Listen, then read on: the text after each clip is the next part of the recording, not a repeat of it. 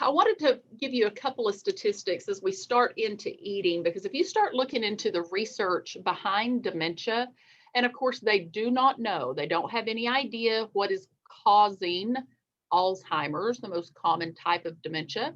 We do know that with vascular dementia, a lot of vascular dementia, we do have some control over, and a lot of that control is with our what we put in our mouths, because things that end up resulting in a stroke or end up resulting in diabetes or high cholesterol or any of those things that contribute to our cardiovascular health contributes to our brain health. We know that.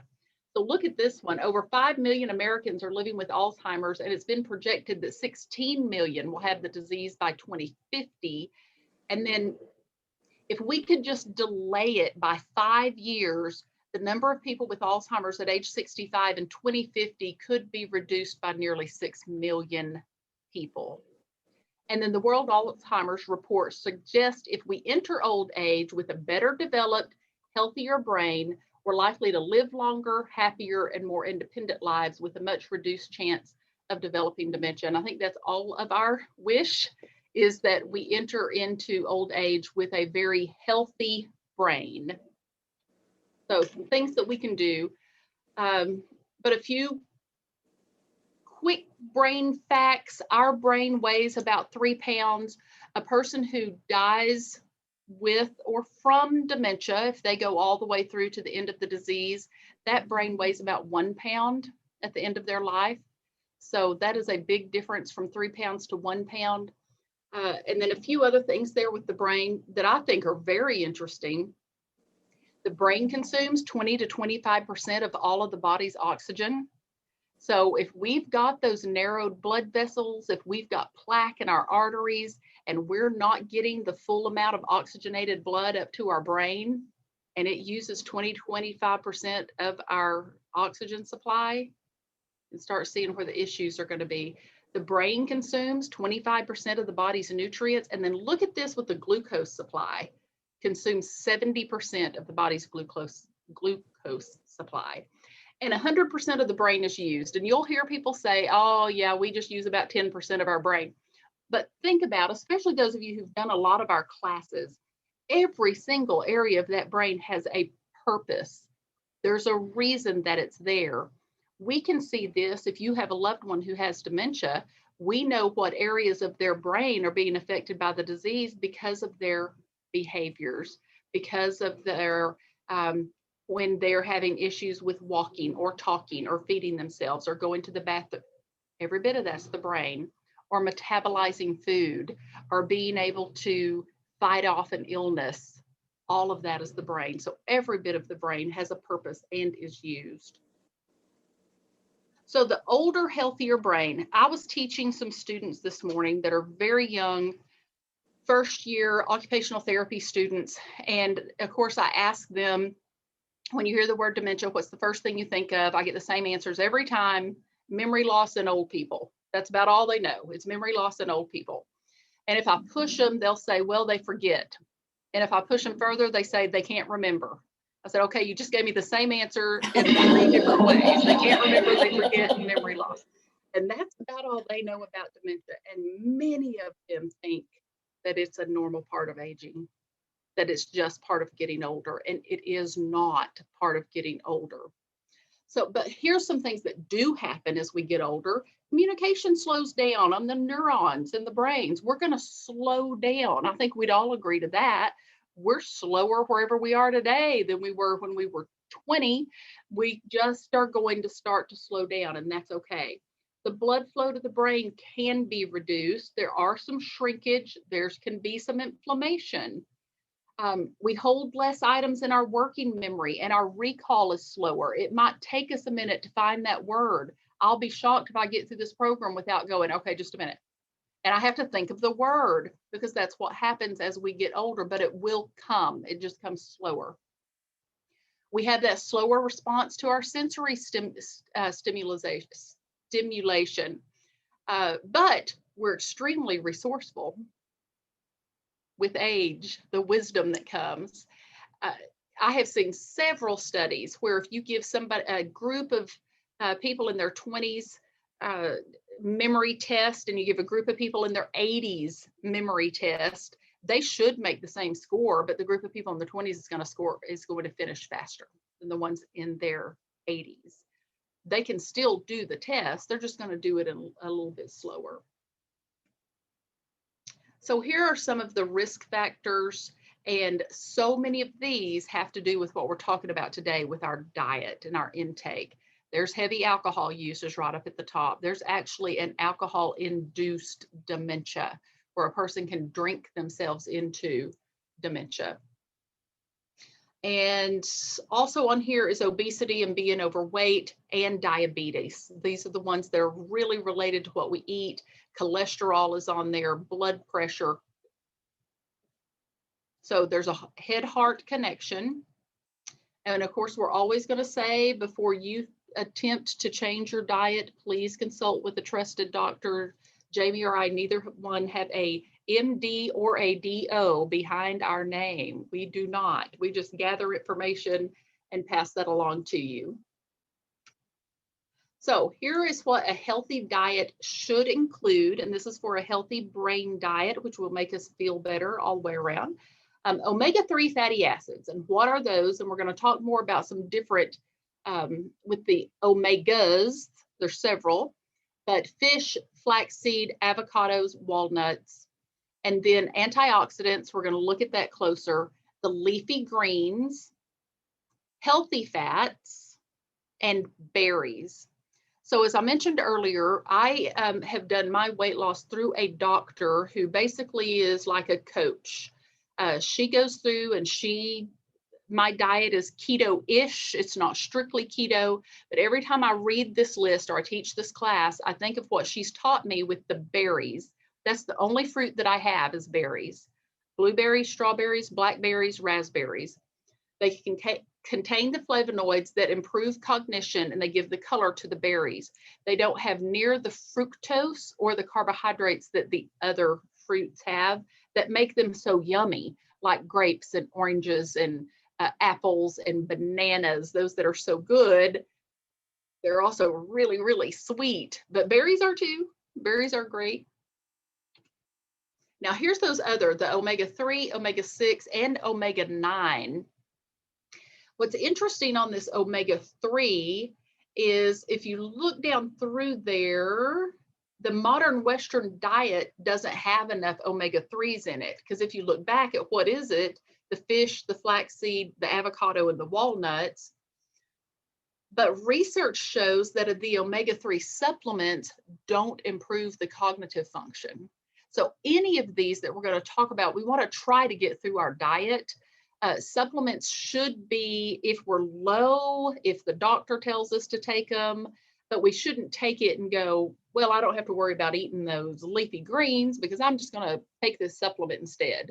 We really would prefer to try to get these nutrients through our food rather than through that little pill. Because also keeping in mind that the FDA doesn't regulate the supplements. So you've got to be careful with your supplements as well. Also on the omega-3s, number of other important functions, including decreasing liver fat, supporting mental health, and improving heart and bone health. Low omega-3 levels have been found in people with Alzheimer's disease. So that right there is enough, I think, for us to make sure that we're eating plenty of things that have the omega-3s. And again, they're doing tons and tons of research into why do people develop that plaque on their brain, which then that's the Alzheimer's, the one with the plaque and the tangles. So if we can do something to even hopefully keep it from happening, why wouldn't we do that? The omega-6, essential fats, primarily used for energy and produce a healthy pro-inflammatory chemical in the immune system. If too many are produced, they can increase inflammation and inflammatory disease. And then our modern Western diet contains far more omega-6s than necessary. And then the omega-9s, the monosaturated non-essential fat, are produced by the body, the most abundant fat in most cells in the body. And then you hear the word antioxidants, and you'll even see this I see it in the stores all the time. They're starting to put antioxidant on things. So if you look exactly, what does it do? It inhibits the oxidation, a substance like vitamin C or E that removes potentially damaging oxidizing agents or free radicals in a living organism. So right there in the middle of that slide, waste substance from cells as body processes food and reacts to the environment. It's generated from the aging process, sun exposure, and stress, and it may play a part in diseases like cancer, diabetes, and heart disease. Antioxidants are nature's way of protecting the body. I love the picture here. It's taking out the trash, the antioxidants, getting rid of the trash.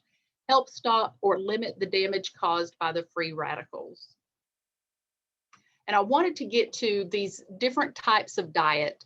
So you may have heard of the Mediterranean-based diet, the DASH diet, and the MIND diet are the three different ones that you tend to hear about if you're looking at things for your brain health, overall health. So here's the Mediterranean-based diet, and this was really one of the first ones that we started to look at because you'll see this food pyramid looks a little different from the one that we all grew up learning in school. It's primarily plant-based foods. It includes daily physical activity. It has water on there. It has wine on there, wine in moderation.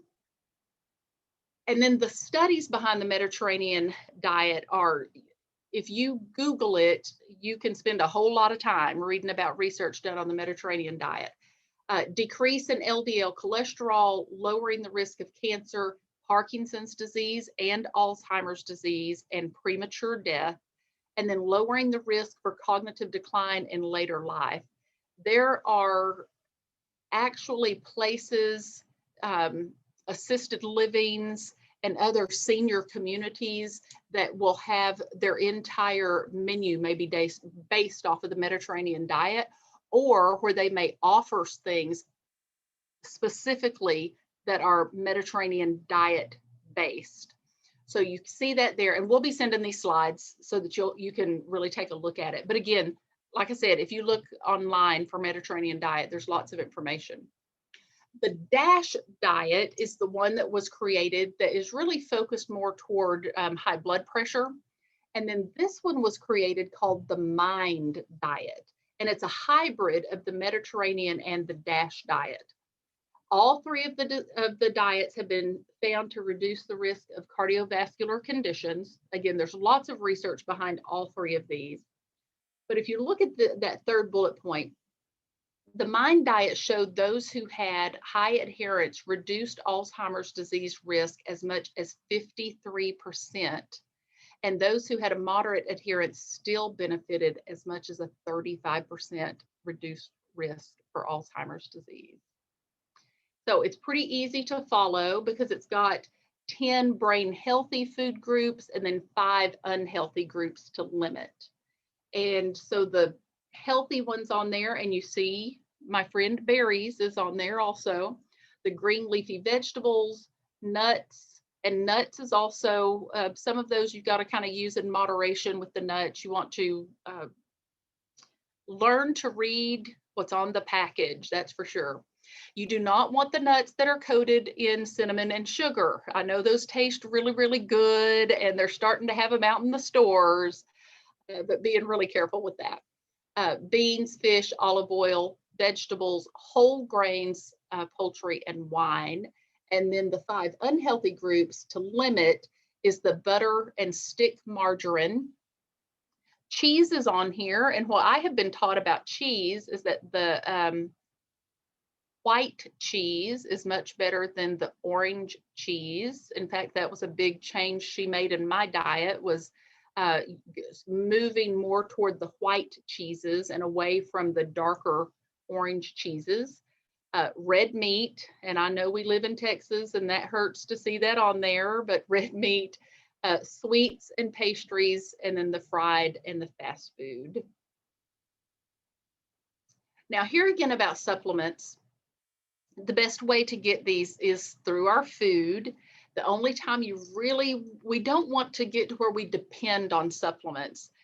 I have seen people, and I have been guilty myself at different times in my life, of having a handful of supplements rather than getting it through the food. So just trying very hard to get all of these through our food. The supplement industry is largely unregulated, so making sure you buy from a reputable source. So folic acid is one that we want to talk about because it has a lot to do also with our emotional health. It's essential to our brain function. It's a component of DNA, and it is used in our brain cells and in our central nervous system. Folic acid also affects the production of the neurotransmitters in the brain. So this whole program is about stress less. Folic acid has a direct link with our emotional well-being. It increases that nitric oxide in the brain, which protects against the oxidative damage. It's been associated with depression whenever it gets very, very low, sleep issues, confusion, appetite loss, nausea, seizures.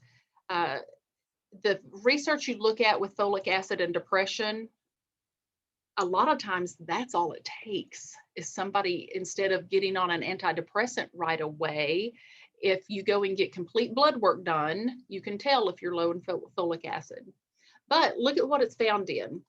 Dark leafy greens such as spinach, chickpeas, pinto beans, lima beans, asparagus, papaya, avocado, and whole grains. So hopefully there's something on there that you might like. Maybe not all of it, but there might be something on there that you like. Here's some of the other supplements, vitamins B6 and B12.